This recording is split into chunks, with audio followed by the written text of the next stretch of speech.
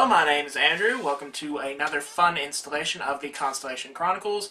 We can review Newsy News, where we take everything that didn't happen at school and try and condense it into a about 12-minute video. Guess what? We didn't have school at all last week. And by the time of this video's upload, we won't have had school today either. So, there's that. But what we do have instead is a lot of other news we'd like to talk about. Or I would anyway. So would my other editor, Darby, who helps me with this. Maybe we'll get to see her one day. Until then, here's a picture of a soup can. Her last name's Campbell, so I thought that would suffice. Last Sunday, millions of people tuned in to watch the Super Bowl.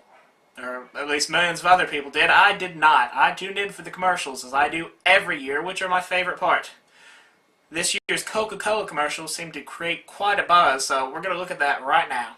Oh, beautiful for spacious skies, por tus olas de granos ámbar, yo piscina sakuti sa ibabaw ng mga prutas. America, America, God shed His grace on thee. Por bahijay ke saath aaj tera chak la mer brilla. Berat tu verrière tirotard from sea to shining sea.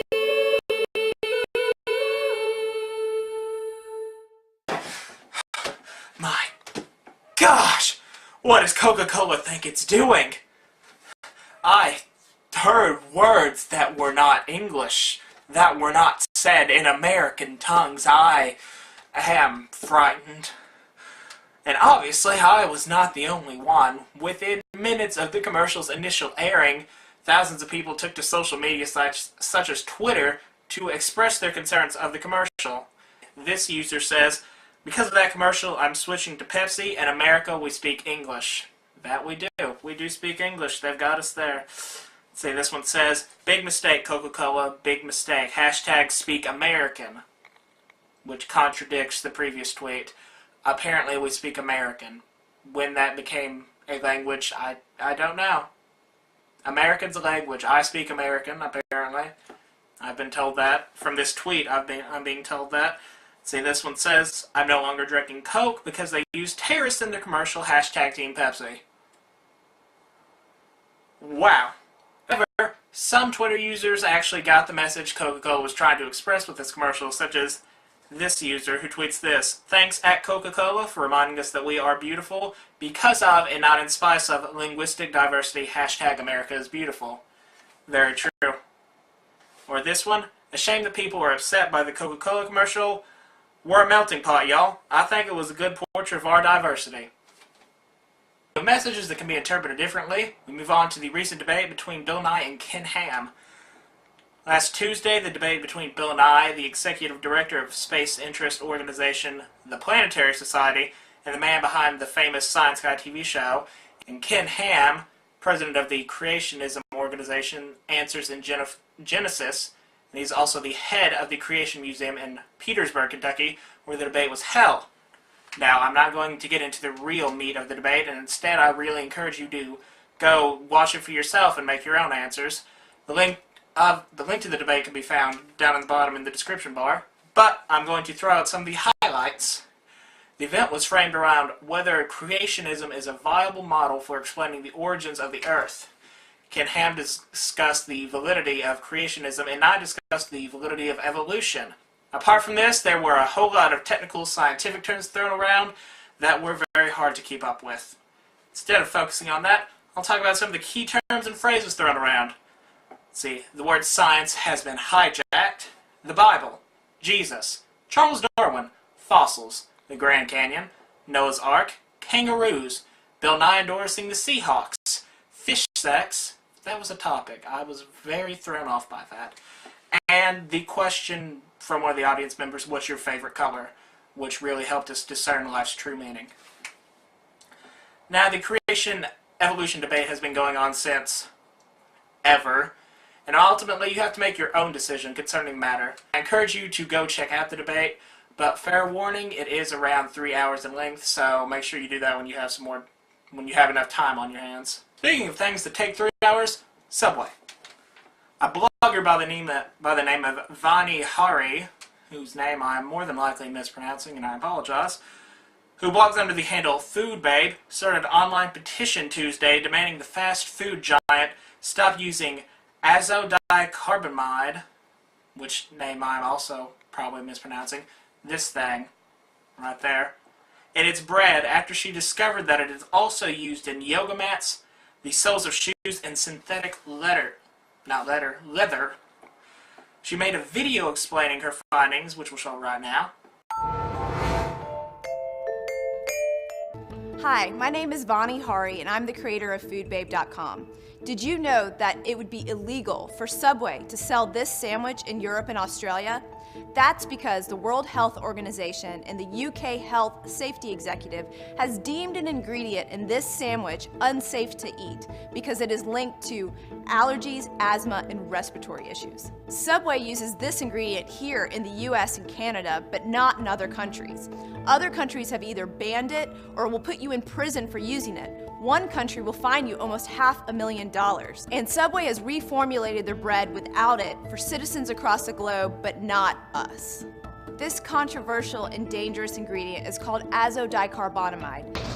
It's the same stuff they use to make yoga mats in the bottom of your shoes. It's toxic and it's flammable. Does that sound like eating fresh? And let's talk about what happened when a truck carrying this ingredient turned over on a Chicago highway in 2001. Everyone within a half-mile radius had to be evacuated. Please join me in asking Subway to remove this dangerous chemical from their bread.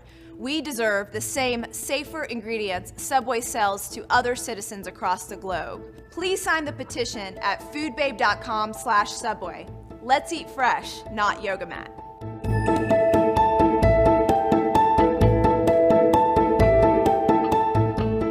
24 hours, her petition titled Subway, Stop Using Dangerous Chemicals in Your Bread, rather self-explanatory, gathered more than 50,000 signatures.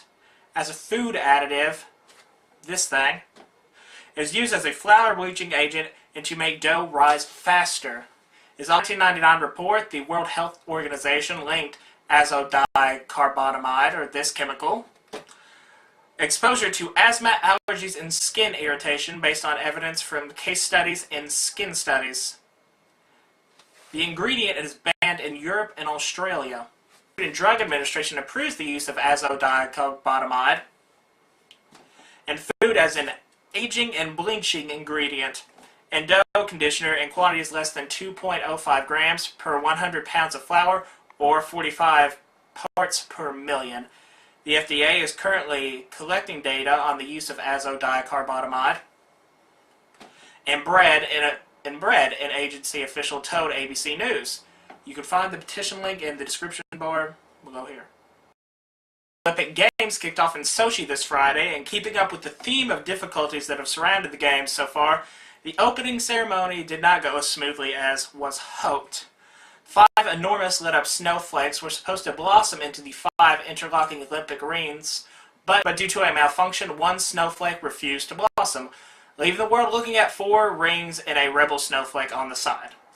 That's not what Russian viewers say, however, because as soon as producers of Russia 1, the main broadcasting network in Russia, noticed the glitch, they switched to pre-recorded footage from an earlier rehearsal, showing the 5 rings blossoming and pyrotechnics going smoothly.